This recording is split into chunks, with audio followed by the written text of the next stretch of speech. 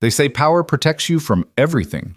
Victoria Hale believed that too, until the moment a stranger stood up in a crowded cafe and told the room that women like her were finished. At 48, she'd survived boardroom coups, hostile takeovers, and a divorce that made headlines. But she wasn't ready for this. The quiet, creeping fear that maybe he was right. What she didn't expect was the single father sitting 3 tables away, about to prove that the biggest battles aren't fought in conference rooms. They're fought in moments when you're too tired to keep pretending you're fine. If you want to see how Victoria's story ends, stay with me until the final word. And when you're done, hit that like button and drop a comment with your city so I can see how far this story travels. The rain hit Seattle like it had a grudge. Not the romantic drizzle from movies, the kind that soaked through expensive coats and made you question why anyone chose to live here. Victoria Hale stood under the awning of Morrison's Cafe, staring at the door like it might bite her. She was stalling. She knew it. The meeting inside was supposed to be informal, coffee with an old colleague, nothing more. But everything felt heavier lately, even coffee. At 48, Victoria had the kind of resume that made people shut up and listen. She'd built Hale Innovations from a garage startup into a tech empire worth $3 billion. She'd been on magazine covers. She'd given TED Talks. She'd fired men twice her size without blinking. And yet here she was, standing in the rain, afraid to walk into a cafe. She pushed the door open. The warmth inside hit her immediately. Espresso, cinnamon, the low hum of conversation. Morrison's was one of those places that tried too hard to be cozy. Exposed brick, Edison bulbs, mismatched furniture that cost more than it should. Victoria scanned the room and spotted Gerald Hinton at a corner table, already halfway through a latte. Gerald was 62 and looked like he'd been born in a suit. He waved her over with the kind of smile that didn't reach his eyes. "Victoria, glad you could make it." She slid into the chair across from him, shrugging off her coat. "You said it was important." "It is." He leaned back, studying her. "You look tired." "I'm fine." "You're not." Victoria's jaw tightened. She'd known Gerald for 15 years. He'd been on her board when Hale Innovations went public. He was also the kind of man who thought bluntness was the same thing as honesty. "Gerald, I didn't come here for a wellness check." "No, you came here because I told you there's a problem." He set his cup down. "The board's getting nervous." "About what?" "About you." The words landed like a slap. Victoria kept her face neutral, but her pulse kicked up. "Explain." "The Lawson deal fell through. The product launch last quarter underperformed. You've been distracted." "I've been running a company during a recession." "And you've been doing it alone." Victoria's fingers curled around the edge of the table. "What are you saying?" "I'm saying the board thinks it might be time to bring in a co-CEO. Someone younger. Someone who can what, Gerald? Handle the job I've been doing for 20 years? He sighed. "You're taking this personally. You're telling me I'm not good enough anymore. How the hell else am I supposed to take it? I'm telling you the optics matter. You're a woman in tech, Victoria. You're brilliant, but you're also old." Gerald flinched. "I didn't say that." "You didn't have to." She stood up, grabbing her coat. Gerald reached for her arm, but she pulled away. "Victoria, wait. I'll handle the board, like I always do." She walked out before he could respond. Well, the rain had gotten worse. Victoria stood under the awning again, breathing hard. Her hands were shaking. She hated that. She hated that Gerald's words had gotten to her. She hated that she couldn't just brush it off and move on. She pulled out her phone, scrolling through emails she didn't want to read. A message from her lawyer about the divorce settlement. Another from her assistant about a meeting she'd already canceled twice. A notification from a news app. Tech giant faces investor skepticism amid leadership questions. She shoved the phone back in her pocket. "Excuse me." Victoria turned. A man stood a few feet away, holding an umbrella. He was tall, dark-haired, maybe mid-40s. He wore jeans and a jacket that had seen better days. There was something careful in the way he looked at her, like he was trying not to intrude. "You okay?" he asked. "I'm fine." "You don't look fine." Victoria's first instinct was to tell him to mind his own business. But something in his voice stopped her. It wasn't pity. It wasn't condescension. It was just genuine. "Bad meeting," she said finally. "Yeah, I know the feeling." He held out the umbrella. "You want this? I've got another one in the car." I'm not taking your umbrella. Why not? Because I don't need help from strangers. He smiled, and it was the kind of smile that made him look younger. Fair enough, but for the record, I wasn't trying to help. I was just being a decent human. Victoria stared at him. Then, against her better judgment, she laughed. It was short and sharp, but it was real. Okay, she said. Fine. Give me the umbrella. He handed it over. Their fingers brushed for a second, and Victoria felt something she hadn't felt in a long time, a flicker of warmth that had nothing to do with coffee or cozy cafes. Thanks, she said. No problem. He started to walk away, then paused. For what it's worth, bad meetings don't define you. People just like to think they do. He left before she could respond. Victoria stood there, holding the umbrella, watching him disappear into the rain. She went back inside. It wasn't a conscious decision. She just didn't want to go home yet. Home was an empty penthouse with floor-to-ceiling windows and furniture she'd never picked out. Home was silence. Morrison's was still warm, still crowded. Victoria ordered a coffee she didn't want and sat down at a table near the window. She opened her laptop, pretending to work. Mostly, she just stared at the screen. Women like that, they're just hanging on, you know? Victoria's head snapped up. The voice came from a table behind her. She turned slightly, just enough to see the speaker, a man in his 30s wearing a tech startup hoodie and an expression that screamed overconfidence. He was talking to two other guys, both nodding along like he was making perfect sense. I mean, she's what, 50, 60?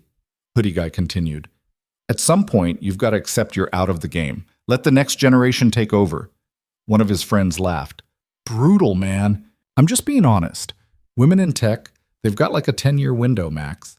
After that, it's over. They can't keep up. Victoria's vision narrowed. Her coffee cup was still in her hand. She set it down carefully, because if she didn't, she was going to throw it. She should leave. She should walk out and let this idiot fade into the background noise of her life. But she didn't. She stood up, turned around, and walked over to their table. Excuse me. All three of them looked up. Hoodie guy blinked, clearly not expecting a woman in a tailored coat to be standing over him. Can I help you? He asked, his tone dripping with fake politeness. You can stop talking, Victoria said. He laughed. What? You heard me. Stop talking, because everything you just said was ignorant, sexist, and factually wrong. Hoodie guy's smile faded. Lady, I don't know who you think you are. Victoria Hale, CEO of Hale Innovations. Maybe you've heard of it. The color drained from his face. Oh, he said. Yeah. Oh. Victoria leaned down, her voice low and sharp. Here's some free advice. The next time you want to talk about women being out of the game, maybe check if one of them is sitting 3 feet away. Better yet, shut up entirely. She straightened up, grabbed her coat, and walked out. The cafe was dead silent. Victoria made it halfway down the block before she realized she was shaking again. Not from anger this time, from adrenaline. From the sudden, overwhelming sense that she'd just burned a bridge she didn't even know existed. She leaned against a brick wall, closing her eyes. Hey! She looked up. It was the man from earlier, the one with the umbrella. He was standing a few feet away, hands in his pockets, looking at her like he wasn't sure if he should say anything. You were in there, Victoria said. Yeah. Did you hear all of it? He stepped closer. That guy's an idiot, by the way, in case you were wondering. Victoria let out a breath. I didn't need to do that. I should have just ignored him. Maybe. But you didn't. And honestly, that was the best thing I've seen all week. She looked at him, really looked at him this time. He had the kind of face that had lived a little. Lines around his eyes, a scar on his chin, hands that looked like they'd done real work. Why are you being nice to me? She asked. Because you looked like you needed it. I don't. Okay? They stood there in the rain, not saying anything. It should have been awkward. It wasn't. I'm Ethan, he said finally. Victoria. I know, you introduced yourself in there. She almost smiled. Right. Ethan glanced back at the cafe.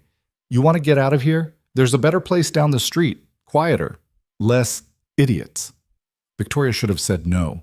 She should have gone home, answered emails, figured out how to deal with Gerald and the board. Instead, she said, okay. The place Ethan took her to wasn't better.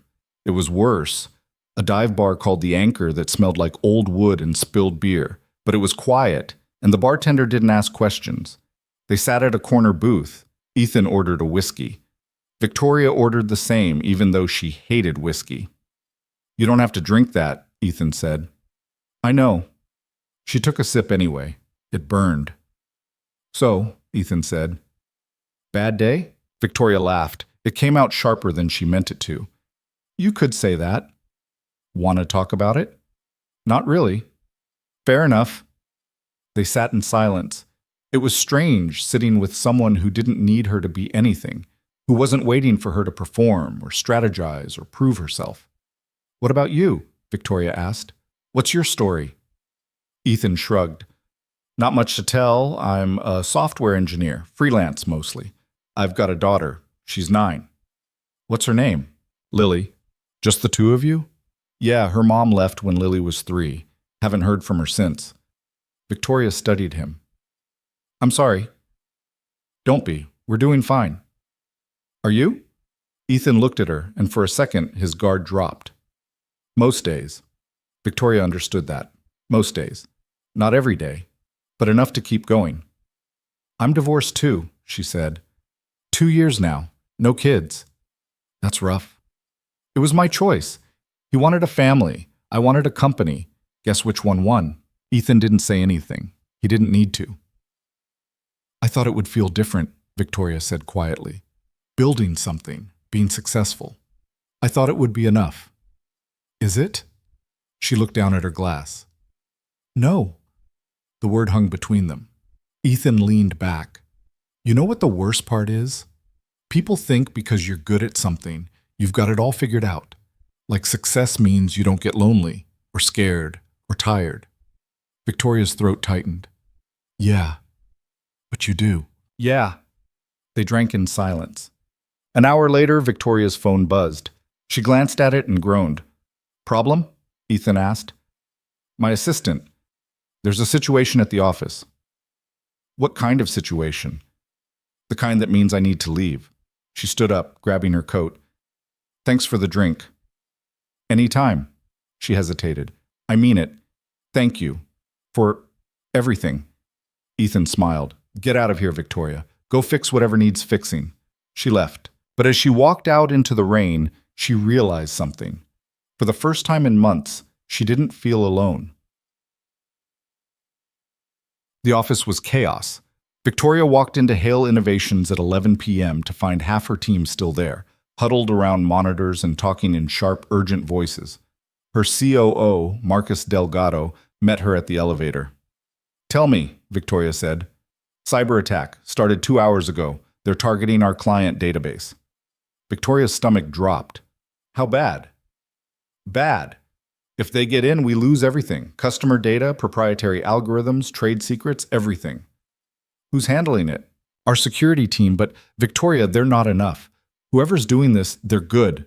Really good." Victoria's mind raced. "Call in outside help. I don't care what it costs." "We already tried. Everyone we trust is either unavailable or can't get here in time." She wanted to scream. Instead, she took a breath. "Then we do it ourselves. Get everyone in the conference room. I want a full breakdown in 5 minutes." Marcus nodded and disappeared. Victoria stood alone in the hallway, staring at the glass walls of her empire. Everything she'd built, everything she'd sacrificed for. It was all about to disappear. Oh, the conference room was standing room only. Victoria stood at the head of the table, arms crossed, listening as her lead security engineer, a 26-year-old named Priya, walked her through the attack. "They're using a distributed denial of service to overwhelm our servers while they probe for vulnerabilities," Priya said. "We've patched what we can, but they keep finding new entry points." "How long until they're in?" Victoria asked. "Best case, 6 hours. Worst case, 2. Victoria's jaw tightened. "Options?" "We shut everything down, lock the servers, cut external access, and rebuild from scratch. That'll take weeks." "Yeah, but it's the only way to guarantee they don't get in." Victoria shook her head. "No, we're not shutting down. Find another way." "Victoria, there is no other way." "Then make one." The room went quiet. Marcus leaned forward. Victoria, maybe we should. I said no. Her voice was ice. We don't shut down. We don't roll over. We fight. Priya looked at Marcus. Marcus looked at Victoria. Okay, Marcus said finally. We fight. 3 hours later, they were losing. The attack had escalated. 2 of their servers were already compromised. Priya's team was working around the clock, but it wasn't enough. Victoria sat in her office, staring at her laptop screen. The numbers didn't lie. They were out of time. Her phone buzzed, a text from an unknown number. Heard you're having a rough night. Ethan. Victoria blinked. How the hell did he get her number? She typed back, understatement of the year. His response came seconds later. What's going on? She hesitated. Then, because she was too tired to care, she told him. Cyber attack. We can't stop it. I'm about to lose everything. There was a pause. Then, send me the details. Victoria frowned. What? Your server logs, firewall config, whatever you've got. Send it to me. Why? Because I might be able to help. You're a freelance engineer. Yeah, a really good one. Victoria should have said no. She should have told him this was above his pay grade and hung up. Instead, she sent him the files. But 20 minutes later, her phone rang. You're being hit by a botnet, Ethan said, skipping the pleasantries. Russian, probably. They're cycling through IP addresses to avoid detection. Your team's trying to block them one at a time, but that's not going to work. I know that, Victoria said. What do we do? You need to reroute traffic through a secondary server. Create a honeypot. Let them think they're getting in, then lock them out once they're inside. Victoria sat up. Can you do that? Yeah, but I need access to your system. She didn't hesitate. Done. Ethan worked through the night. Victoria watched from her office as he turned the attack around, line by line. He didn't just stop the hackers. He trapped them, isolated them, and shut them down so completely they wouldn't be able to try again. By 6 a.m., it was over. Victoria walked into the conference room where her team was staring at their screens in disbelief. We're clear, Priya said, her voice shaking. They're gone. Victoria exhaled. Good. Everyone go home. Get some sleep. Marcus stayed behind. Who was that? The guy who helped us? A friend, Victoria said. Some friend. She didn't disagree. Victoria called Ethan from her office. You saved my company, she said when he picked up. You're welcome. I'm serious. I don't know how to... Victoria, you don't owe me anything. Yes, I do. There was a pause. Okay, then buy me breakfast. She smiled. Deal. And they met at Morrison's again. This time, Victoria didn't hesitate at the door. Ethan was already there, looking like he hadn't slept. Which, she realized, he probably hadn't. You look like hell, she said, sitting down.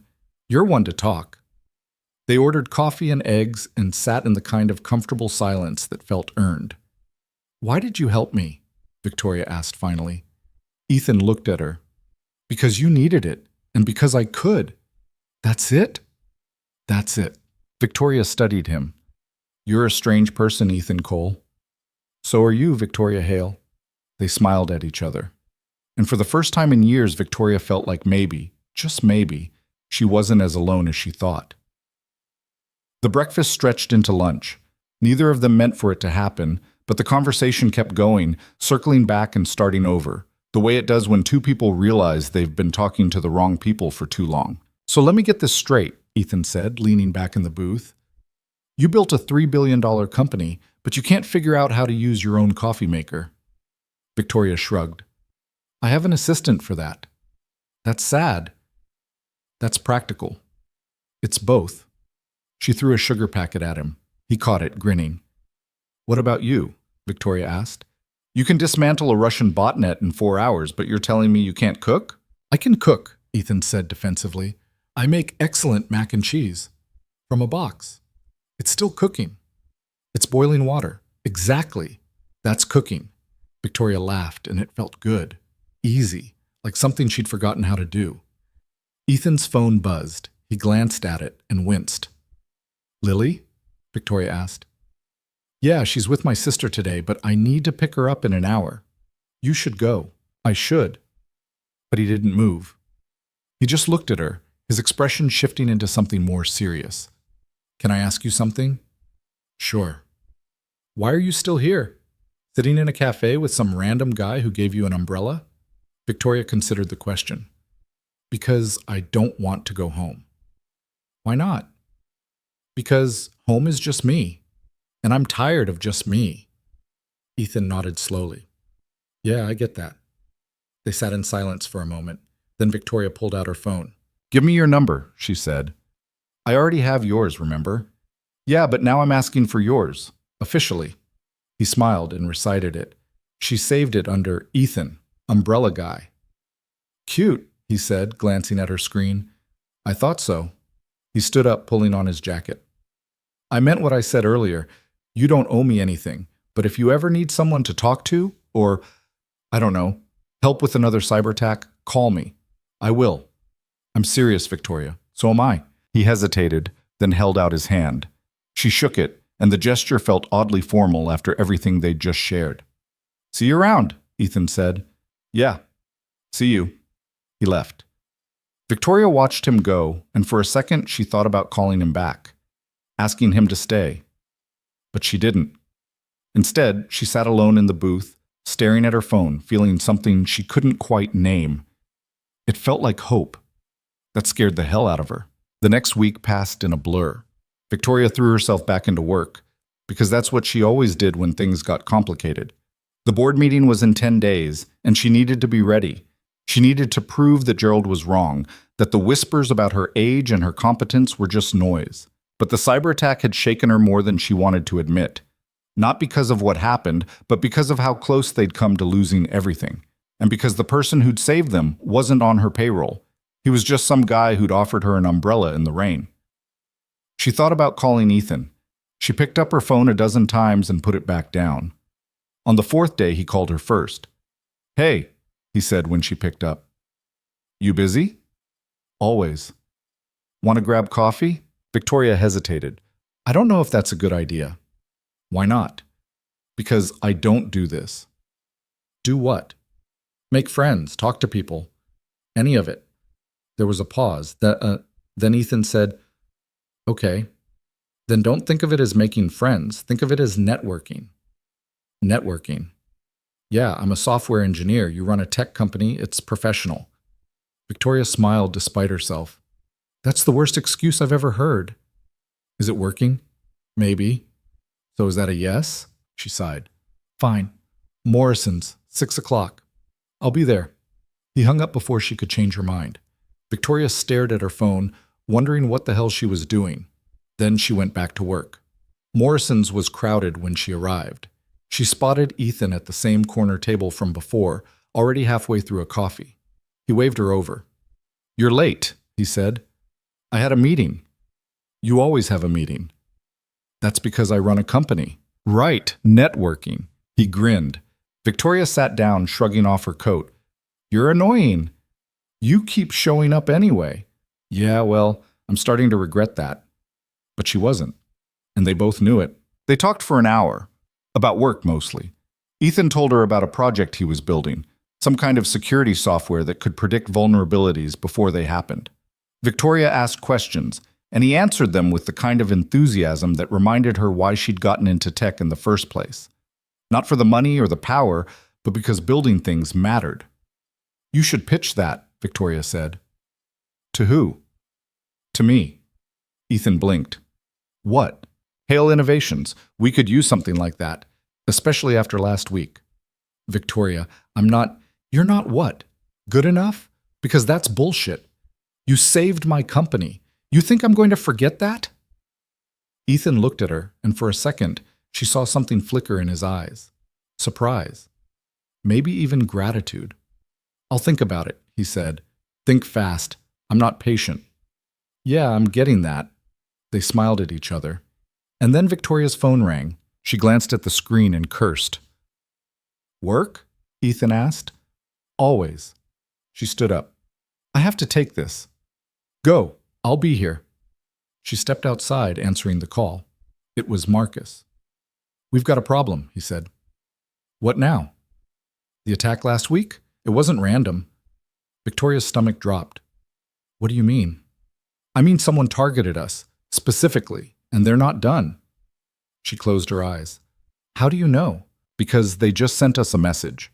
They're threatening to release everything they stole unless we pay them $5 million. They didn't get anything. Ethan stopped them. They got in before he did. Not for long, but long enough. They have client data, Victoria. Names, addresses, financial records. If they release it, we're done. Victoria felt the ground shift under her. How long do we have? 72 hours. Don't pay them, and don't tell anyone. I'll handle this. Victoria, I said I'll handle it. She hung up and stood there, breathing hard. Her hands were shaking again. The door opened behind her. Ethan stepped out. You okay? He asked. No. What happened? She told him. All of it. The ransom, the stolen data, the 72-hour deadline. She didn't know why she was telling him. Maybe because he'd already saved her once. Maybe because she didn't have anyone else to tell. When she finished, Ethan didn't say anything. He just stood there, thinking. Can you trace them? Victoria asked. Maybe, if they're using the same infrastructure as before. Can you stop them? I don't know. Ethan, I said I don't know, Victoria. This isn't like last time. These people are smart. If they're making demands, it means they're confident. So what do I do? He looked at her. You let me help. I can't ask you to do that. You're not asking. I'm offering. Why? Because you need it. He stepped closer. And because I don't want to see you lose everything you've built. Victoria's throat tightened. You don't even know me. I know enough. She wanted to argue. She wanted to tell him this wasn't his problem. But the truth was, she needed him. And that terrified her more than the ransom demand ever could. Okay, she said quietly. Help me. Ethan worked from her office. Victoria set him up with a laptop and full access to their systems. And then she did the hardest thing she'd ever done. She let go. She watched him work for a while, pacing behind his chair, asking questions he didn't have answers to yet.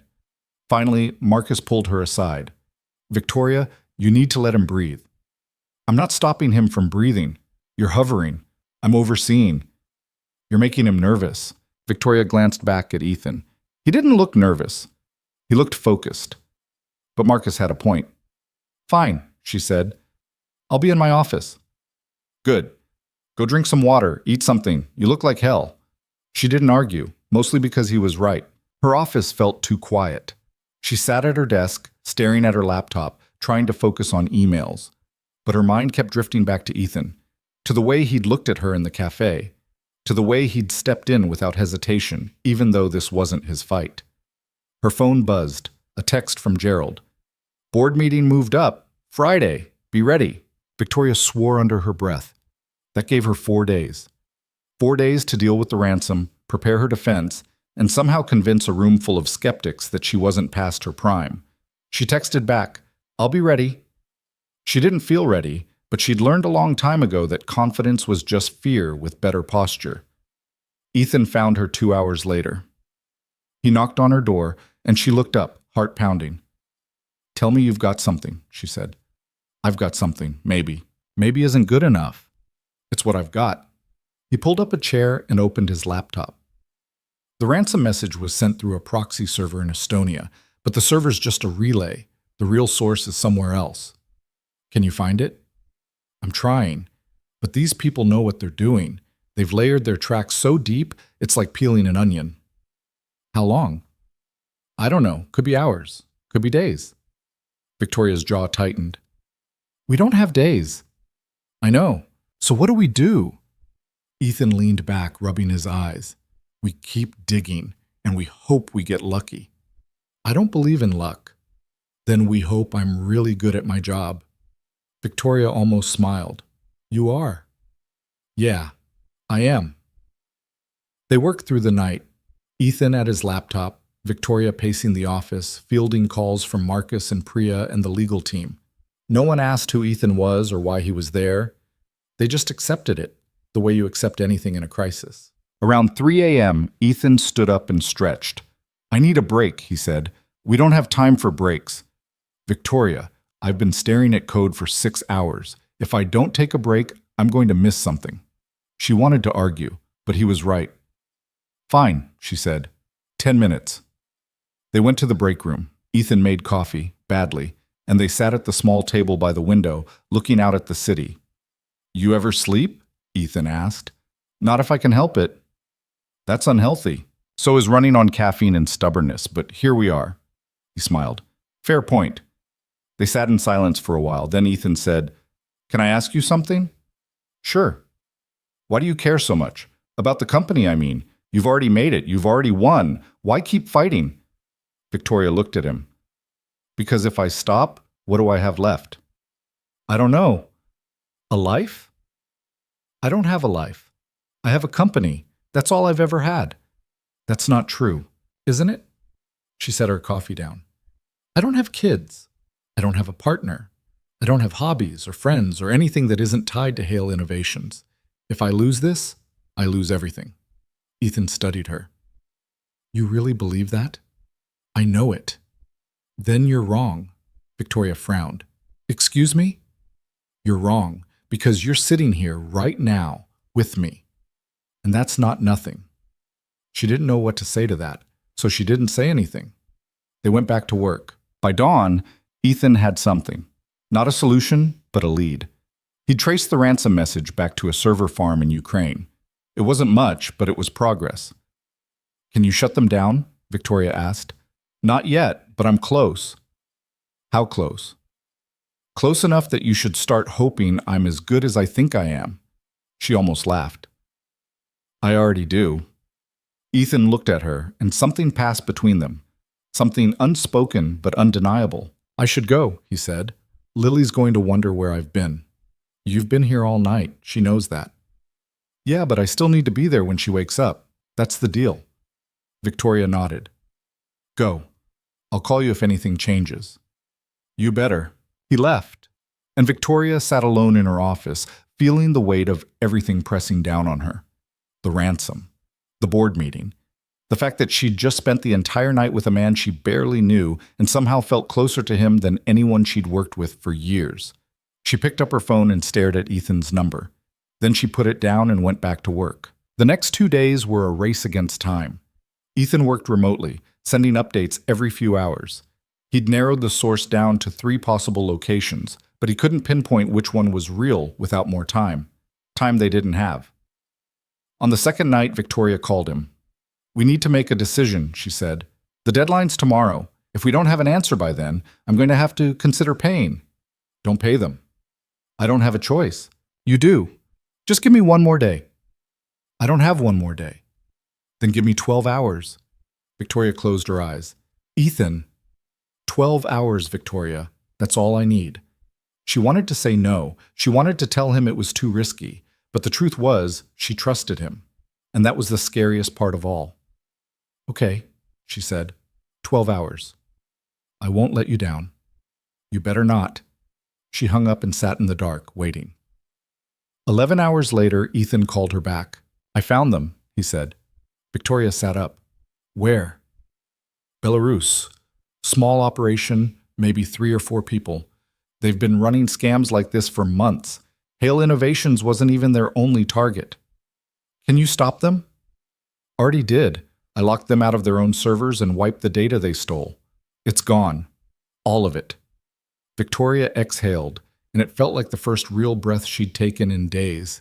You're sure? Positive. Ethan, I don't. You don't owe me anything, remember? Yes, I do.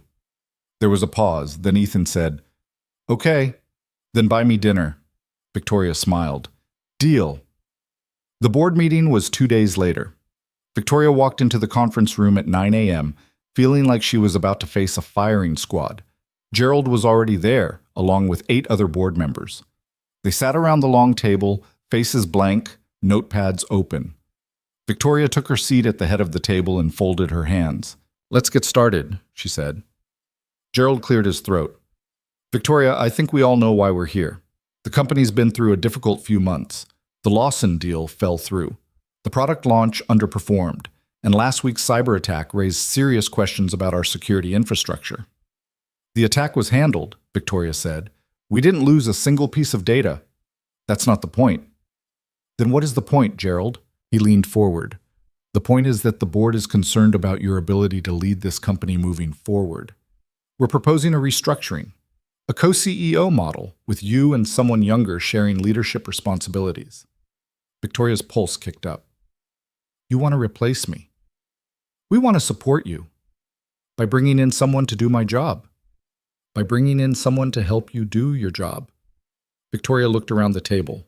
Most of the board members wouldn't meet her eyes. And if I say no, she asked. Then we'll vote, Gerald said. And I think you know how that vote will go. Victoria's hands clenched under the table. You're making a mistake. We're making a business decision. Based on what? One bad quarter? One attack that we stopped? Based on the fact that this company needs fresh leadership, and you're not it anymore. The words landed like a punch. Victoria stood up, her chair scraping against the floor. If you want to vote me out, do it, she said. But don't pretend this is about the company. This is about you being uncomfortable with a woman my age running the show. And that's your problem, not mine. She walked out before anyone could respond. Victoria sat in her office, shaking with anger. Her phone buzzed, a text from Ethan. How'd it go? She stared at the message, then typed back.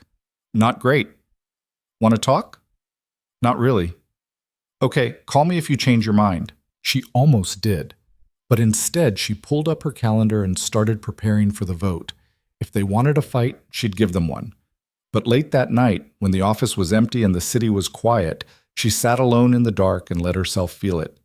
The fear, the exhaustion, the crushing weight of fighting a battle she might not win. And for the first time in years, she cried. She woke up at her desk, neck stiff, mascara smudged under her eyes. The office was still dark. Her phone said it was 4:30 in the morning. Victoria stood up, wiping her face with the back of her hand. She looked like hell, felt worse. But she didn't have time to fall apart. The vote was in 6 hours. She went to the bathroom, washed her face, and stared at herself in the mirror. The woman looking back at her was tired, older than she remembered, but she was still standing. That had to count for something. Her phone buzzed. Another text from Ethan. You up? She typed back. Unfortunately. Coffee? It's 4:30 in the morning. So that's a yes? Victoria almost smiled. Morrison's, 30 minutes. See you there. She grabbed her coat and left before she could change her mind. Morrison's wasn't open yet. Ethan was waiting outside, holding 2 paper cups from the 24-hour diner down the street.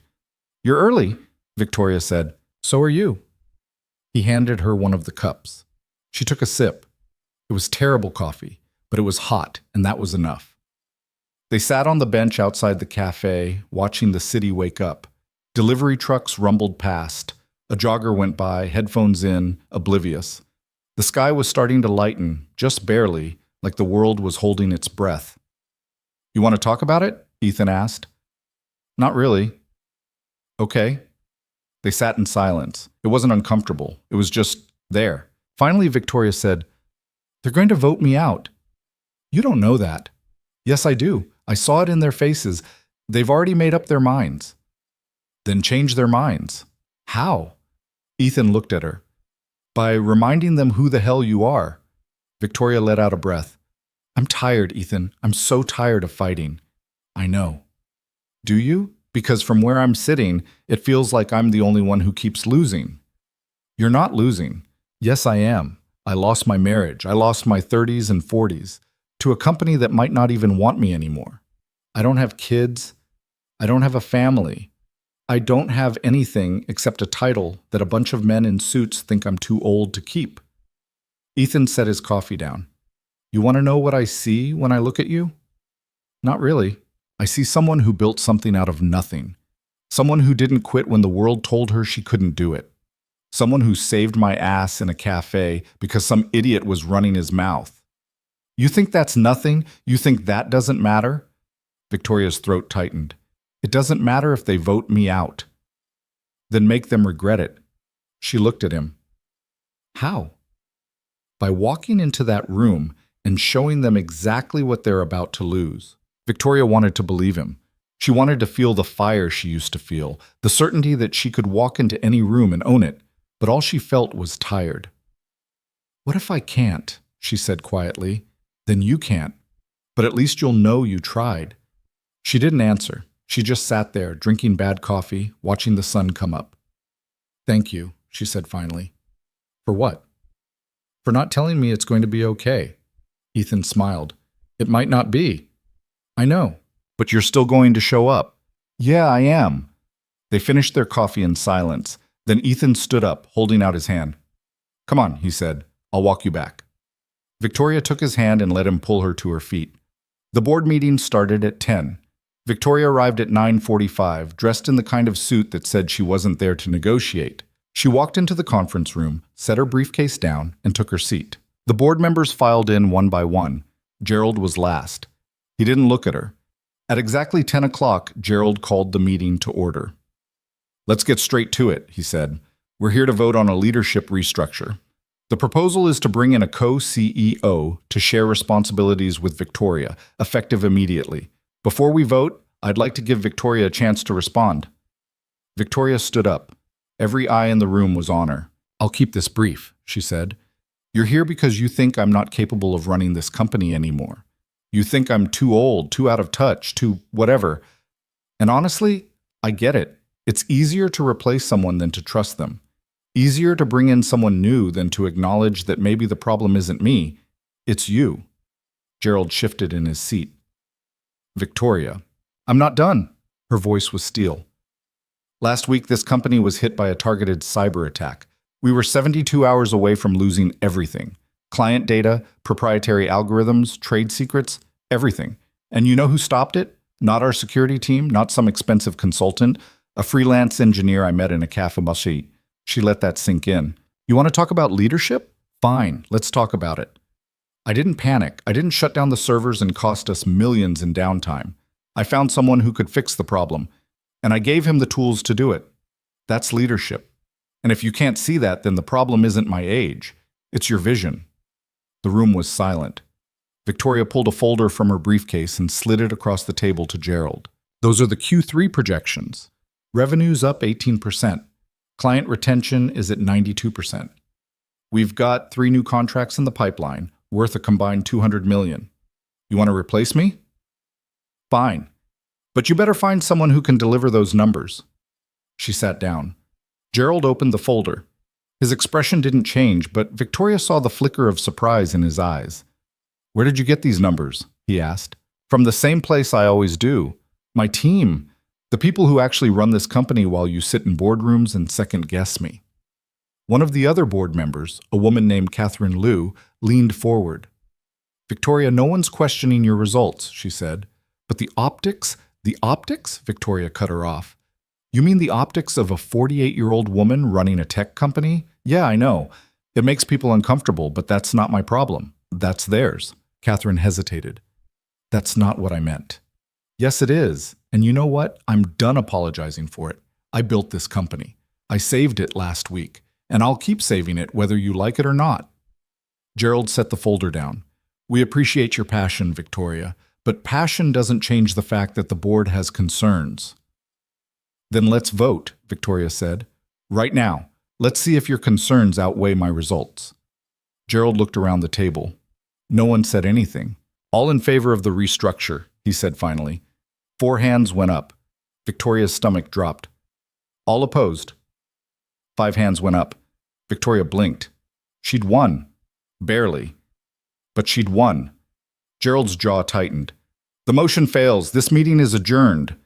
The board members filed out, most of them avoiding Victoria's eyes. Catherine paused at the door. "That took guts," she said quietly. Victoria didn't answer. She just sat there, hands shaking, trying to process what had just happened. She'd won. But it didn't feel like a victory. It felt like a stay of execution. Victoria stayed in the conference room for a long time after everyone left. She stared at the table, at the folder Gerald had left behind, at the empty chairs. She'd fought. She'd won. But the cost was starting to sink in. Her phone buzzed, a text from Ethan. "How'd it go?" She stared at the message, then typed back. "I won." That's great. Is it? You tell me. Victoria didn't know how to answer that, so she didn't.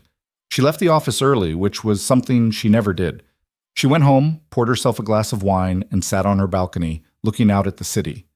Her phone rang. Ethan. I'm fine, she said when she picked up. I didn't ask if you were fine. Then why are you calling? Because I wanted to see if you were okay. Victoria closed her eyes. I don't know. Want to talk about it? I won the vote, Ethan. I kept my job. I should be celebrating.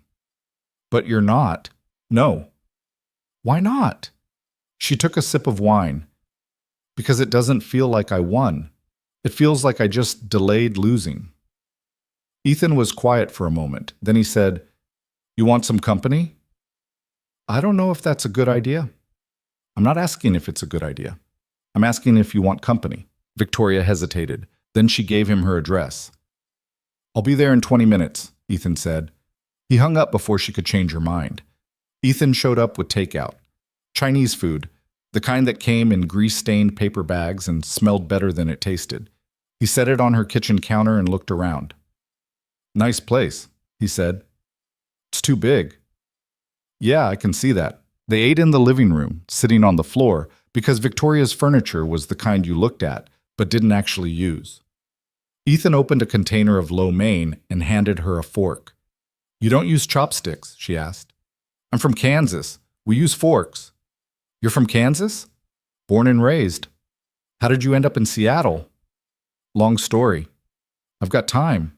Ethan shrugged. Came out here for college. Met Lily's mom. Thought we were going to build a life. Then she left, and I stayed because Lily needed stability. That's it. Not very exciting. It's honest. Yeah, it is. They ate in silence for a while. Then Victoria said, Thank you. For what? For showing up. For this. She gestured at the takeout. I don't have a lot of people who just show up. You should. Yeah, well, that's the price of success, I guess. Ethan looked at her. That's a shitty price. It's the one I paid. Doesn't mean it was worth it. Victoria didn't answer. Because he was right. They finished eating, and Ethan helped her clean up. Then they sat on the balcony, watching the city lights flicker in the distance. Can I ask you something? Ethan said. Sure. Do you regret it? Building the company. Choosing it over everything else. Victoria thought about it. I don't know. Sometimes I do. Sometimes I think I traded everything that mattered for something that doesn't matter at all. And other times? Other times I think it was the only thing I knew how to do. Ethan nodded. Yeah, I get that. They sat in silence, and then Ethan said, You want to meet Lily? Victoria turned to look at him. What? Lily, my daughter. You want to meet her? Why? Because I think you'd like her. And because I think she'd like you. Victoria's chest tightened. Ethan, I don't know if... You don't have to decide now. Just think about it. Okay. Okay. He left an hour later. Victoria stood in the doorway watching him go, and for the first time in a long time, she didn't feel alone. The next few weeks were strange. Victoria threw herself back into work, because that's what she always did. But something had shifted. She found herself checking her phone more often, waiting for texts from Ethan. They talked almost every day, sometimes about work, sometimes about nothing. He sent her pictures of Lily's drawings. She sent him articles about cybersecurity she thought he'd find interesting. It was easy, comfortable, and that scared her, because comfort meant vulnerability, and vulnerability meant risk. But she kept texting him anyway. 3 weeks after the board meeting, Ethan called her on a Saturday morning. You busy? He asked. Always. Want to not be busy? Victoria smiled. What do you have in mind? Lily wants to go to the aquarium. I thought maybe you'd want to come. Victoria's breath caught. Ethan, I know it's weird, but she's been asking about you. You told her about me? Yeah, I told her you're a friend. And she wants to meet me? She wants to meet the lady who runs a company and yelled at a guy in a cafe. I may have told her that story. Victoria laughed despite herself. You're ridiculous. Is that a yes? She should have said no. She should have told him this was moving too fast, that she didn't do kids or families or any of it. But she didn't. Okay, she said. I'll come. Great, I'll pick you up at 10. He hung up before she could panic. Ethan showed up at 9:55 with Lily in the back seat. She was small for 9, with dark hair pulled into a ponytail and her father's eyes. She waved at Victoria through the window. Victoria climbed into the front seat, suddenly feeling like she'd made a huge mistake. "Hi," Lily said from the back. "Hi," Victoria said. "You're the lady who yelled at the mean guy." Victoria glanced at Ethan. He shrugged. "Yeah," Victoria said. "That's me." "That's cool. I wish I could yell at mean people." "Maybe don't make that your life goal," Ethan said. "Why not? Victoria did it." Victoria couldn't help it. She laughed. The aquarium was crowded. Families everywhere, kids running between exhibits, parents looking exhausted. Victoria felt out of place, like she'd stepped into someone else's life. But Lily grabbed her hand and pulled her toward the jellyfish tank, and suddenly, it didn't matter. "Look at that one," Lily said, pointing. "It's glowing." "It's bioluminescent," Victoria said. "What's that mean?" "It means it makes its own light." Lily's eyes went wide. "That's so cool." They spent 2 hours wandering the aquarium. Lily asked a million questions, and Victoria answered as many as she could. Ethan hung back, watching them with an expression Victoria couldn't quite read. At the touch tank, Lily convinced Victoria to pet a sea cucumber. "It's squishy," Lily said. "It's disgusting," Victoria said. "But you did it anyway." "Yeah, I did," Lily grinned. "You're brave." Victoria's chest tightened. "Thanks, kid." On the drive home, Lily fell asleep in the back seat. Ethan glanced at Victoria. "That wasn't so bad, was it?" he asked. "It was terrifying." "But you survived." "Barely." He smiled. "She likes you." "How can you tell?" "Because she held your hand. She doesn't do that with everyone." Victoria looked back at Lily, curled up in her booster seat, mouth slightly open. She looked so small, so trusting. "She's a good kid," Victoria said. "Yeah, she is." They pulled up to Victoria's building. Ethan put the car in park but didn't turn off the engine. "Thanks for coming," he said. "Thanks for inviting me." "I mean it, Victoria. Today meant a lot. To both of us." Victoria didn't know what to say, so she just nodded. She got out of the car, and Ethan drove away. Victoria stood on the sidewalk watching them go, feeling something she couldn't name. It felt like hope, and it felt like fear. That night, Victoria couldn't sleep. She kept thinking about Lily's hand in hers, about Ethan's smile, about the way it had felt to be part of something that wasn't work. She picked up her phone and stared at Ethan's number. Then she typed a message. "Today was good. Thank you." His response came almost immediately. "Anytime. Lily's already asking when you can come over for dinner." Victoria smiled. "Tell her I'll check my schedule." "She's 9. She doesn't care about your schedule." "Then tell her soon." "I will." Victoria set her phone down and closed her eyes. For the first time in years, she fell asleep without dreading the morning. The next month passed in a blur. Victoria saw Ethan and Lily almost every weekend. They went to the park, to movies, to dinner at cheap places Lily picked because she liked the crayons. Victoria found herself looking forward to Saturdays in a way she never had before. Work was still work. The board was still watching her, but it didn't feel as suffocating anymore. And then everything fell apart. It started with an email, anonymous, sent to the board and half the executive team. The subject line was simple: conflict of interest. Inside was a photo. Victoria and Ethan sitting on her balcony, laughing. The timestamp was from 3 weeks ago. Below the photo was a single line. "Is this who's making decisions for Hale Innovations?" Victoria stared at the screen, her blood going cold. Her phone rang. Marcus. "Please tell me you've seen this," he said. I've seen it." "Victoria, what the hell is going on?" "Nothing. It's nothing. It doesn't look like nothing. The board's freaking out. Gerald's already calling for another meeting." Victoria closed her eyes. "When?" "Monday. You've got 48 hours to figure out what you're going to say." "I'll handle it." "You better." He hung up. Victoria sat at her desk, staring at the photo. It was innocent, just two people talking, but she knew how it looked. She knew what people would say. Her phone buzzed. A text from Ethan. "You okay?" "Marcus just called me." Victoria's hands were shaking. She typed back, "We need to talk." "I'm coming over." "No, not here. Morrison's. 1 hour." "Okay." She grabbed her coat and left before anyone could stop her. Ethan was already waiting when she arrived. He stood up as she walked in, his face tight with worry. "What's going on?" he asked. Victoria handed him her phone. He looked at the photo, then at the email, then back at her. "Who sent this?" he asked. "I don't know, but it doesn't matter. The board's seen it. They think we're—" She stopped, unable to finish the sentence. "They think we're what? Together?" "Yes." Ethan set the phone down. "Are we?" Victoria froze. "What?" "Are we together, Victoria? Because I need to know where we stand." I don't know." "That's not an answer." "It's the only one I have." Ethan looked at her and she saw the hurt in his eyes. "You know what? Forget it. This was a mistake." "Ethan, no. You don't get to do this. You don't get to pull me into your life, introduce me to your world, let me think that maybe we're building something, and then act like I'm the problem when it gets complicated. That's not what I'm doing." "Yes, it is. You're scared. I get it. But don't punish me for that." Victoria's chest tightened. "I'm not scared."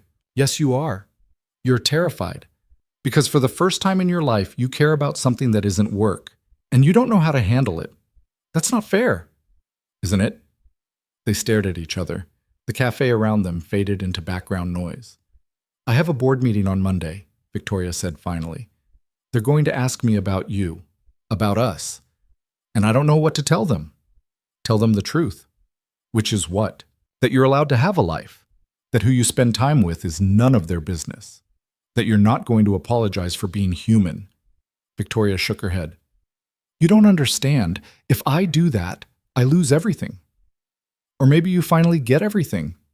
She didn't answer. She just stood there, feeling the weight of the choice pressing down on her. "I need to go," she said. "Victoria, I'm sorry, Ethan. I need to think." She walked out before he could stop her. And for the second time that month, she sat alone in her penthouse and cried. Sunday morning came with rain. Again. Victoria stood at her window, watching the city blur through the glass, and wondered if Seattle ever got tired of being wet. She hadn't slept. Every time she closed her eyes, she saw Ethan's face, the hurt, the anger, the truth she didn't want to admit. Her phone sat on the counter, silent. No texts, no calls, nothing. She'd ruined it.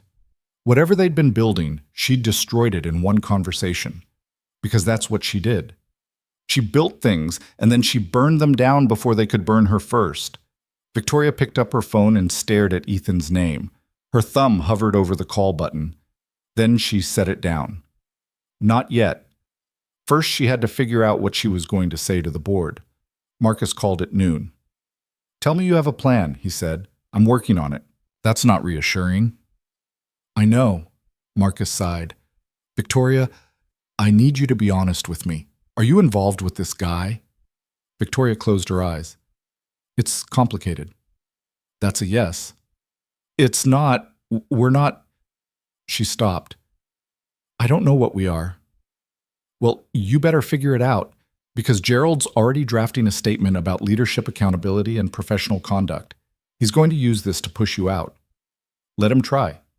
"Victoria," I said, "let him try, Marcus. I'm not running anymore." There was a long pause.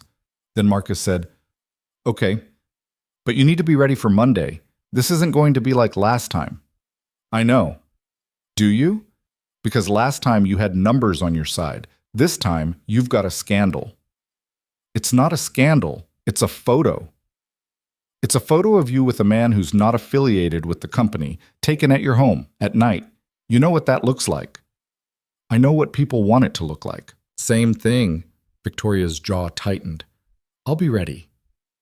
"I hope so." He hung up. Victoria stood there, phone in hand, feeling the walls close in. She'd spent 20 years building a reputation. One photo was about to destroy it, unless she fought back.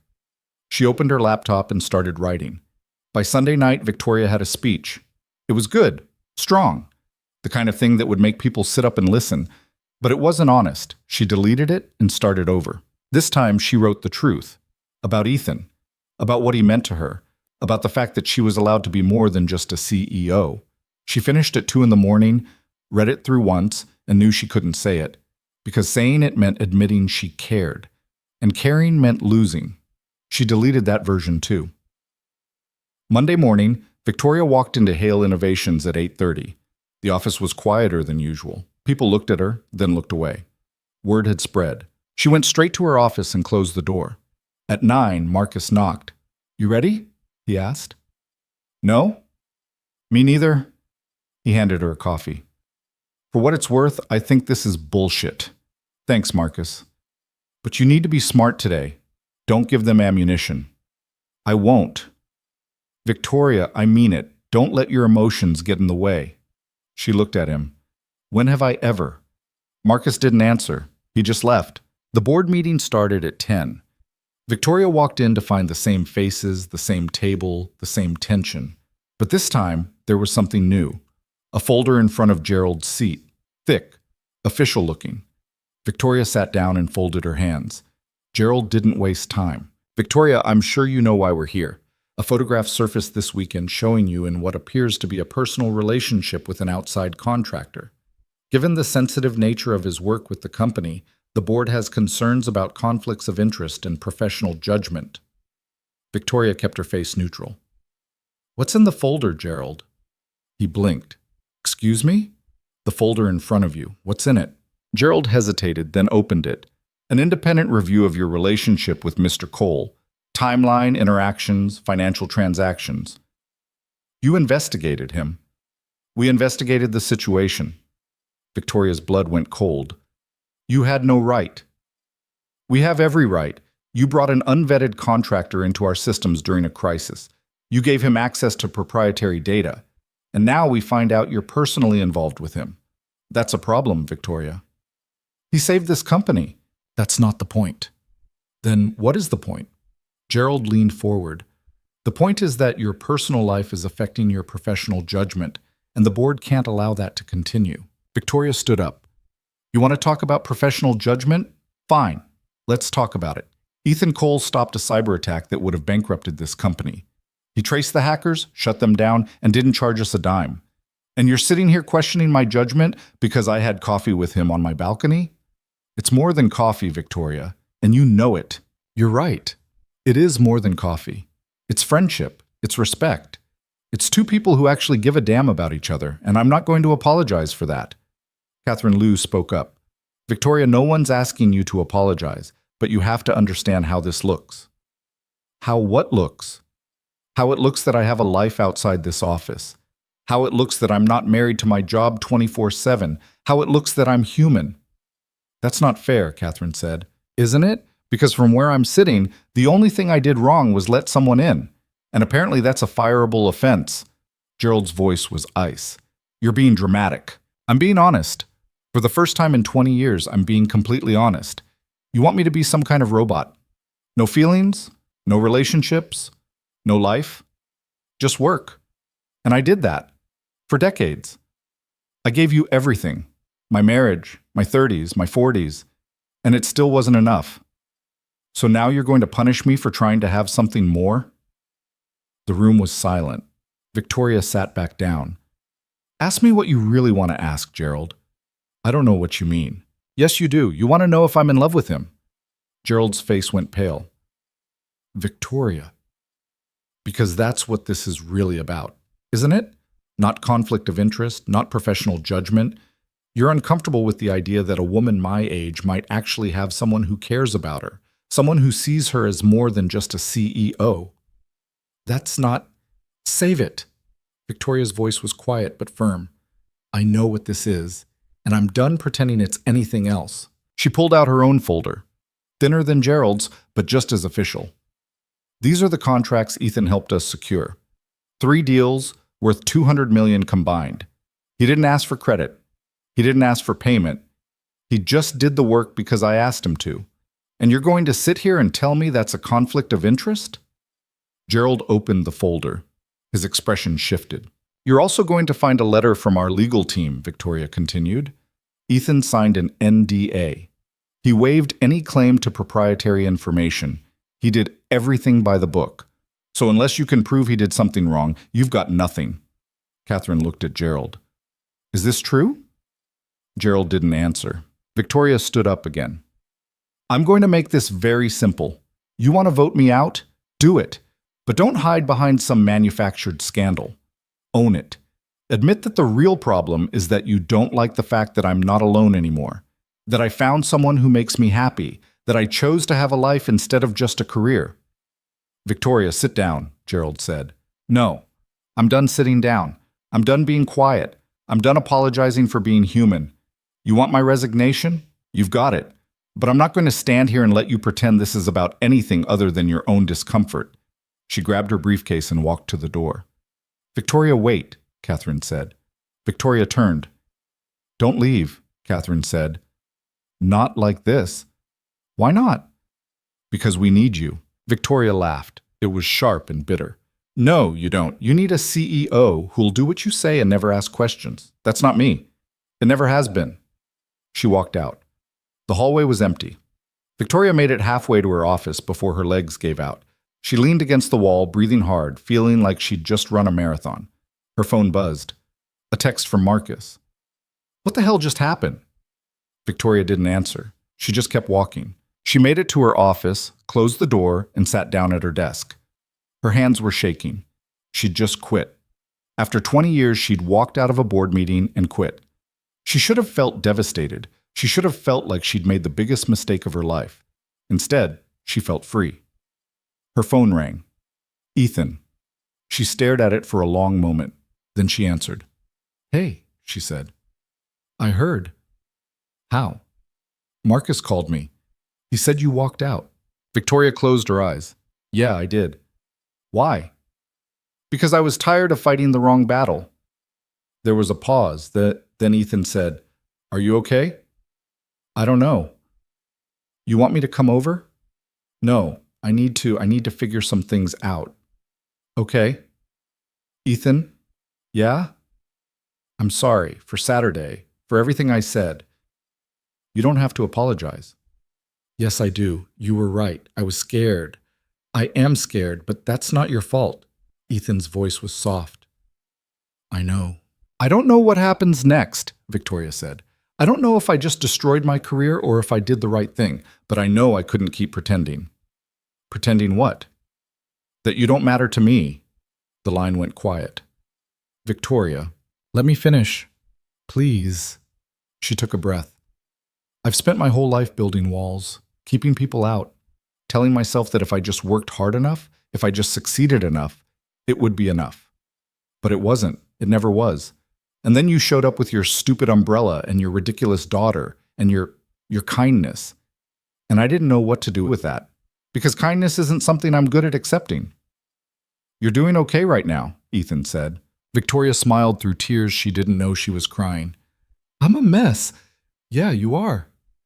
Thanks. But you're my mess, if you want to be. Victoria's breath caught. What?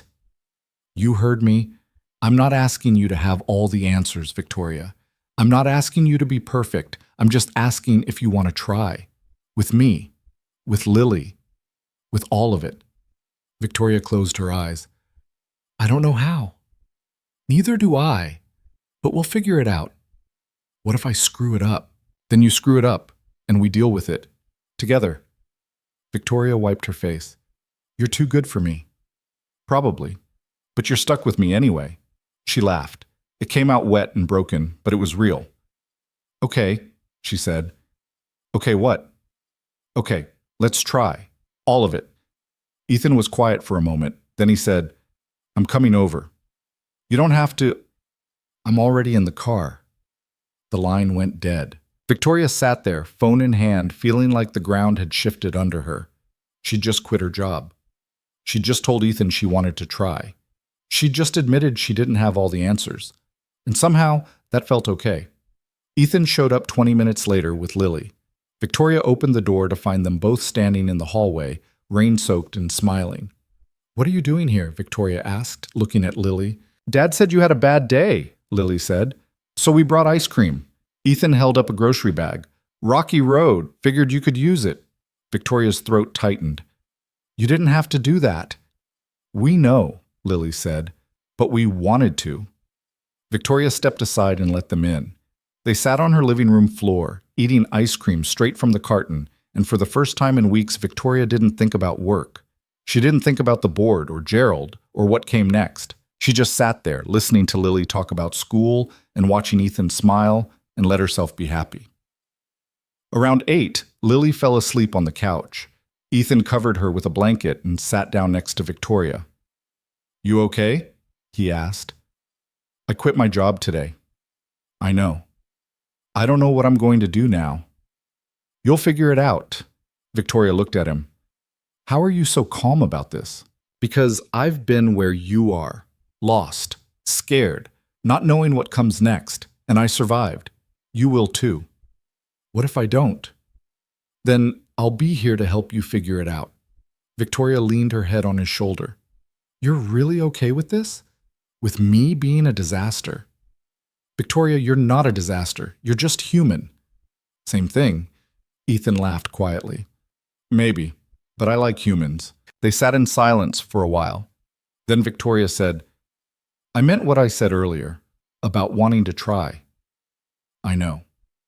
But I need you to know something." "What?" "I'm going to screw this up, probably more than once. I don't know how to do relationships. I don't know how to be someone's whatever we are. And I'm going to be bad at it." Ethan turned to look at her. "You think I'm good at this?" "You seem like you are." "I'm not. I'm just as lost as you, but I show up anyway. That's all we can do." Victoria nodded. "Okay. Okay." He kissed her. It was soft and tentative, like he was asking a question. Victoria kissed him back and it felt like an answer.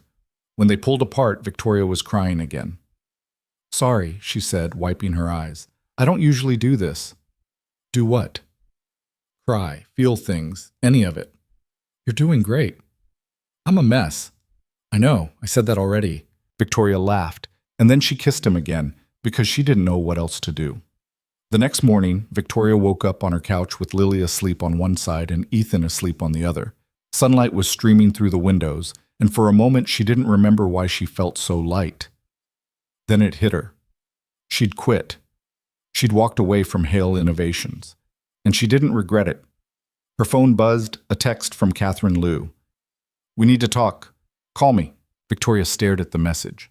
Then she set her phone down. Not yet. First, she needed coffee. She carefully extracted herself from the couch and went to the kitchen. Her coffee maker sat on the counter, unused and intimidating. She stared at it for a long moment. Then Ethan appeared behind her. "You want help with that?" he asked. "I can figure it out." "You've been staring at it for 3 minutes." "I'm thinking." "You're overthinking." Victoria sighed. "Fine, help me." Ethan showed her how to use the machine. It was embarrassingly simple. "You're telling me I could have been doing this the whole time?" Victoria asked. "Yep." "Why didn't anyone tell me?" "Because you never asked." They made coffee together, and it felt absurdly domestic, normal, like something people did every day without thinking about it. Victoria liked it more than she wanted to admit. Lily woke up around 9, groggy and confused. "Why are we at Victoria's house?" she asked. "Because we had a sleepover," Ethan said. "Cool. Can we have pancakes?" Victoria blinked. "I don't have pancake mix." "Then we'll go get some," Ethan said. "Come on." They went to the grocery store, all 3 of them. Victoria pushed the cart while Lily threw random things in it, and Ethan tried to maintain some semblance of a shopping list. People stared. Victoria noticed. A woman in an expensive coat, a man in jeans, and a 9-year-old girl who couldn't stop talking. They didn't look like they belonged together, but they were. And that was enough. Back at the apartment, Ethan made pancakes. Lily helped. Victoria supervised, which mostly meant standing in the corner and trying not to set anything on fire. "You're terrible at this," Lily said. "I'm aware." "It's okay. Dad's good enough for both of you." Victoria laughed. "Yeah, he is." After breakfast, Ethan took Lily home. Victoria stood in the doorway, watching them leave, and felt the emptiness settle back in. But it was different this time, because she knew they'd come back. Her phone rang, Catherine again. Victoria answered. "I'm glad you finally picked up," Catherine said. "What do you want, Catherine?" "To talk. About yesterday." "There's nothing to talk about. I quit." "Actually, you didn't." Victoria frowned. "What?" "You walked out." You didn't formally resign, which means you're still technically employed. I don't want to be. Victoria, listen to me. The board met after you left. We voted. On what? On Gerald's proposal. It failed. 7-2. Victoria sat down. What? We voted against the restructure, against the investigation, against all of it. You won. I walked out, and we voted anyway because you were right about everything. Gerald overstepped. The investigation was unethical, and the board knows it. Victoria didn't know what to say. We want you to stay, Catherine said.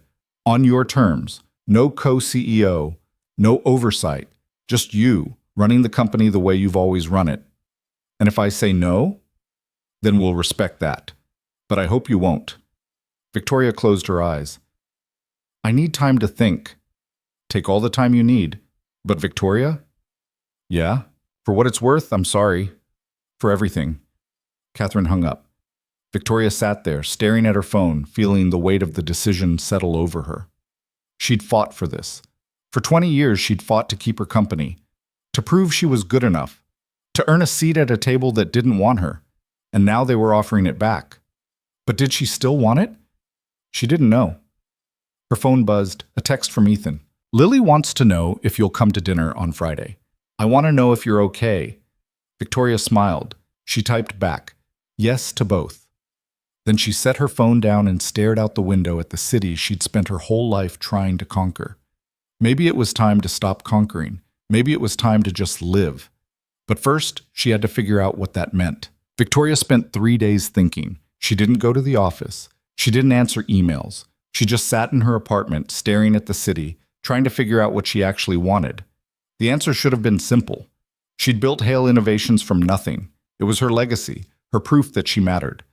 Walking away would mean admitting that 20 years of sacrifice had been for something she no longer believed in. But staying would mean going back to the fight, back to the board meetings and the skepticism and the constant need to prove herself, back to being alone in a room full of people who saw her as a problem to solve. She didn't know which option scared her more. On the third day, Ethan showed up unannounced. You've been hiding, he said when she opened the door. I've been thinking. Same thing. Victoria let him in. He looked around the apartment, taking in the unwashed coffee cups and the laptop she hadn't opened in 72 hours. You look like hell, he said. Thanks. I'm serious, Victoria. When's the last time you ate? She couldn't remember. I'm fine. No, you're not. He went to the kitchen and started opening cabinets. You've got no food in here. I have coffee. Coffee's not food. It's close enough. Ethan turned around, hands on his hips. Okay, here's what's going to happen. I'm going to order takeout. You're going to eat it. And then we're going to talk about whatever the hell is going on in your head. Sound good? Victoria wanted to argue, but she was too tired. Fine, she said. They ate Thai food on her balcony. The rain had stopped for once, and the city stretched out below them, glittering and indifferent. Catherine called me, Victoria said after a while. I figured. They want me back. Full control. No oversight. Everything I fought for. Ethan set down his fork. And I don't know if I want it anymore. Why not? Victoria looked at him. Because I'm tired, Ethan. I'm tired of fighting. I'm tired of proving myself. I'm tired of being alone in a room full of people who are supposed to be on my side. Then don't go back. It's not that simple. Why not? Because if I don't go back, what do I have? This company is everything I've ever worked for. It's my whole life. Ethan leaned back. No, it's not. Yes, it is. Victoria, you've got me. You've got Lily. You've got a future that doesn't have to look like your past. That's not nothing. Victoria's throat tightened. What if it's not enough? Then it's not. But you won't know unless you try. She stared out at the city. I don't know how to try. I don't know how to be someone who doesn't work 80 hours a week. I don't know how to be normal. Nobody's normal. That's the point. Victoria almost smiled. You make it sound easy. It's not easy. It's terrifying. But it's also the only thing worth doing. They sat in silence. Then Victoria said, What would you do if you were me? Ethan thought about it. I'd ask myself what I'd regret more, walking away from the company or walking away from the life I could have if I let myself. And if I don't know the answer? Then you're not ready to decide. And that's okay. Victoria nodded slowly. Okay. Okay. But I need to figure it out soon. Catherine's waiting. Then let her wait. This is your life, Victoria, not hers. He was right, but that didn't make the decision any easier. Friday came faster than Victoria expected. She showed up at Ethan's apartment at 6, holding a bottle of wine she'd bought because she didn't know what else to bring. Lily opened the door, grinning. "You came," she said. "I said I would." "Dad said you might change your mind." Victoria glanced at Ethan, who was standing in the kitchen, looking sheepish. "I said you might be busy," he corrected. "Same thing," Lily said. The apartment was small. One bedroom, a living room that doubled as a dining room, a kitchen that barely fit 2 people. It was nothing like Victoria's penthouse, but it felt lived in, warm, real. Dinner was spaghetti.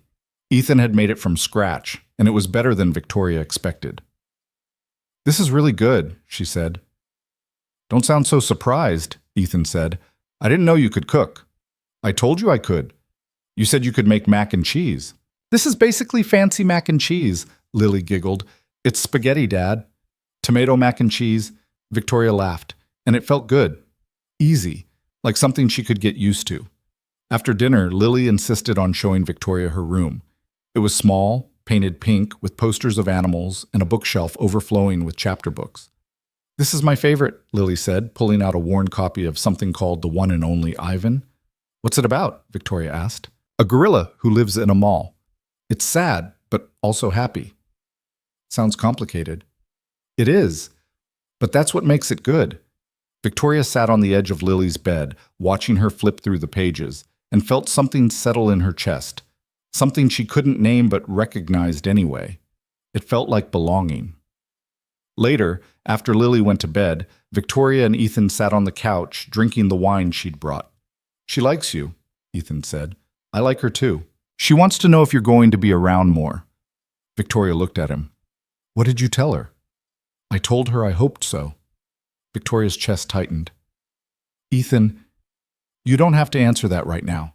I'm just telling you what she said. And what you said." "Yeah, and what I said." Victoria took a sip of wine. "I'm scared." "I know. What if I'm not good at this? At being whatever this is?" "Then you're not good at it, and we figure it out anyway." "You keep saying that." "Because it's true." Victoria set her glass down. "I don't want to hurt her, or you." "You won't." "You don't know that." "No, but I trust you anyway." Victoria looked at him, and something broke open inside her, something she'd been holding closed for years. "I want to stay," she said quietly. "Here?" "Yes. With you. With Lily. I want to try." Ethan's face softened. "Yeah? Yeah?" He kissed her. And this time it didn't feel like a question. It felt like a promise. Monday morning, Victoria called Catherine. "I'm coming back," she said. Catherine exhaled. "Thank God. But I have conditions." "Of course you do." Victoria smiled. "I want Gerald off the board. I want full autonomy over hiring and strategy. And I want the company to fund a new initiative." "What kind of initiative?" "A mentorship program for women in tech, especially women over 40. There was a pause. "That's a big ask, Victoria." "I know, but if you want me back, that's the deal. I'll talk to the board." "You do that." Victoria hung up and sat back in her chair. She didn't know if they'd agree, but for the first time she didn't care. She'd asked for what she wanted, and that was enough. Catherine called back 2 hours later. "The board agreed," she said. "All of it, including Gerald." Victoria blinked. "He's stepping down?" "He's retiring, effective immediately. Apparently he's been thinking about it for a while." Victoria didn't believe that for a second, but she didn't argue. "When do I start?" she asked. "Whenever you're ready. Tomorrow." "Victoria, you don't have to—" "Tomorrow," Victoria repeated. "I'm ready." She hung up and stared at her phone. She'd won. Again. But this time it felt different. This time it felt like she'd won something that actually mattered. Walking back into Hale Innovations felt surreal. People looked at her differently. Some with respect. Some with curiosity. Some with something that looked like relief. Marcus met her at the elevator. "You're back," he said. "I'm back." "Good. We need you." "I know." They walked to her office together. Someone had cleaned it. Fresh flowers sat on her desk, and her laptop was open, waiting. Victoria sat down and took a breath. "Okay," she said. "Let's get to work." The next few weeks were a blur. Victoria threw herself into the mentorship program, building it from the ground up. She interviewed candidates, secured funding, and drafted a curriculum that actually meant something. It was hard. Harder than running the company in some ways, because it wasn't about profits or quarterly reports. It was about people, about giving them the tools to succeed in a world that didn't want them to. But it mattered, and that made all the difference. Ethan helped. He didn't have to, but he did. He built the website, set up the application system, and even sat in on interviews when Victoria needed a second opinion. "You're good at this," she told him one night. "So are you." "I'm serious. You should do this full time." Ethan looked at her. "What? Work for you?" "Work with me. There's a difference." He thought about it. "Let me talk to Lily." "Take your time." 2 days later, he said yes. 3 months after Victoria walked back into Hale Innovations, the mentorship program launched. They started with 20 women, all of them over 40, all of them brilliant, all of them told at some point that they were too old, too slow, too out of touch. Victoria stood in front of them on the first day and told them the truth. "This industry doesn't want you," she said. "It's going to try to convince you that you don't belong, that you're past your prime, that your best years are behind you. And I'm here to tell you that's a lie. Your best years are right now because you've lived, you've failed, you've learned. And that makes you more valuable than any 25-year-old with a degree and no experience." The room was silent. "So here's the deal," Victoria continued. "We're going to give you the tools, the training, the network. But the rest is up to you. You have to show up. You have to fight. You have to believe you're worth it, because you are." One of the women raised her hand. "What if we fail?" Victoria smiled. "Then you fail, and you get back up. That's the job." The program was a success. Within 6 months, 15 of the original 20 women had found jobs. 2 started their own companies. 3 became consultants. Victoria watched them succeed, and for the first time in her life, she felt like she'd built something that mattered more than money. But the board wasn't done testing her. 6 months after her return, they brought in a new proposal. A merger with a larger firm. It would triple the company's value, make everyone rich, and strip Victoria of most of her control. The board was split. Half wanted the merger, half wanted to stay independent, and they were waiting for Victoria to cast the deciding vote. She called a meeting. The conference room was packed. Board members, executives, lawyers, everyone waiting to see what she'd do. Victoria stood at the head of the table and looked at their faces. "I know what you want me to say," she said. "You want me to take the deal, cash out, walk away rich and happy. And 6 months ago, I probably would have." She paused. "But I'm not going to. Because this company isn't about money. It's about people. The people who work here. The people we serve. The people we're trying to help. And selling out to the highest bidder doesn't serve them. It serves us. And I'm done serving myself." Gerald's replacement, a man named Thomas, leaned forward. "Victoria, this is a once-in-a-lifetime opportunity." "I know, and I'm saying no. You're making a mistake. Maybe. But it's my mistake to make." The vote was close, but it went Victoria's way. The merger fell through. Half the board was furious, the other half was relieved, and Victoria didn't care either way. Because she'd finally learned the difference between winning and succeeding. A year after everything fell apart and came back together, Victoria stood in Morrison's cafe with Ethan and Lily. It was a Saturday morning and the place was crowded, just like the first time she'd walked in. But this time, she wasn't alone. "I still can't believe you come here," Lily said, sipping her hot chocolate. "Why not?" Victoria asked. "Because it's kind of gross." Ethan laughed. "She's not wrong." Victoria smiled. "It's got character." "That's what people say when something's gross," Lily said. They sat at the same corner table where Victoria and Ethan had first talked. The same table where she'd confronted that stranger and felt small. The same table where everything had started. "You okay?" Ethan asked, noticing her expression. "Yeah, just thinking." About what?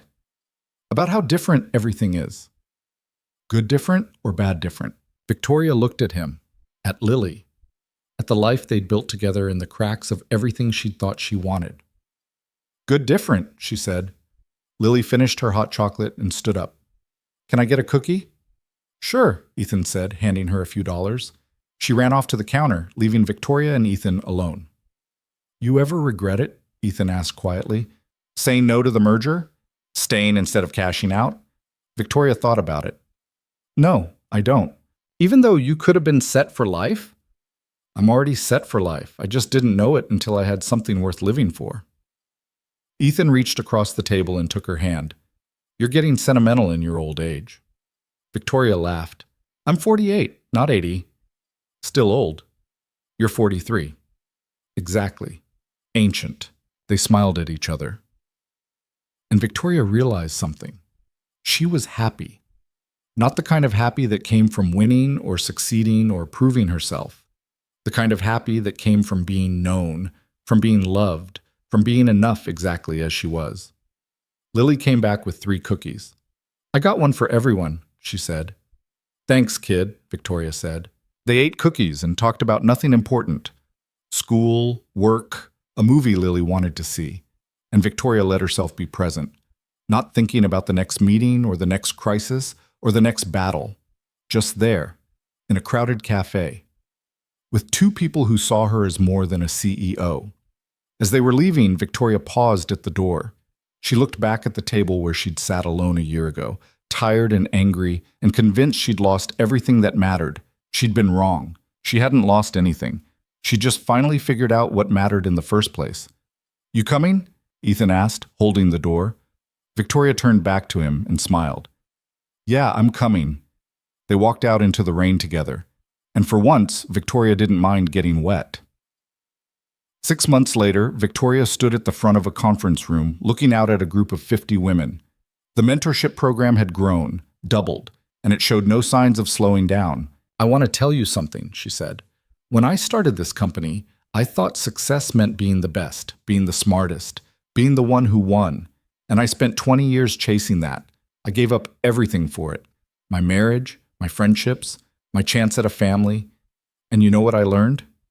She paused. Success doesn't mean anything if you're alone. It doesn't matter how much money you make or how many awards you win or how many magazine covers you're on. If you don't have people who see you, really see you, then you've got nothing. One of the women raised her hand. So what do we do? Victoria smiled. You build a life that's bigger than your career. You let people in.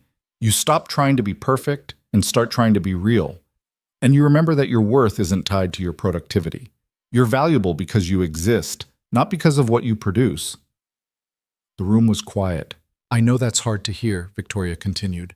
I know this world tells you the opposite, but I'm telling you the truth.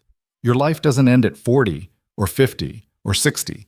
It just starts looking different, and different can be good, if you let it.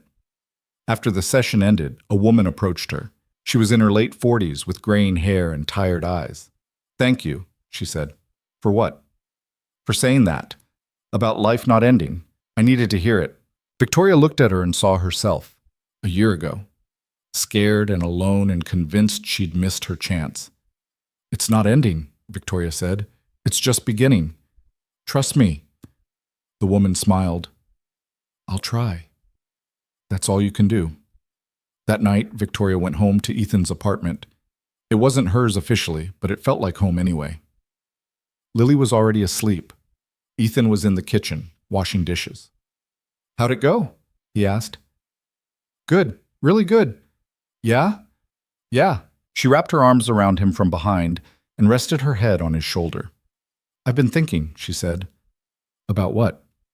About moving in. Officially. Ethan turned around. You serious? Yeah, I'm here most of the time anyway, and Lily keeps asking when I'm going to bring my stuff over, so I figured, why not? Ethan's face broke into a smile. Yeah? Yeah. He kissed her. Okay, let's do it. Okay. But you're getting rid of that ridiculous couch, Victoria laughed. Deal.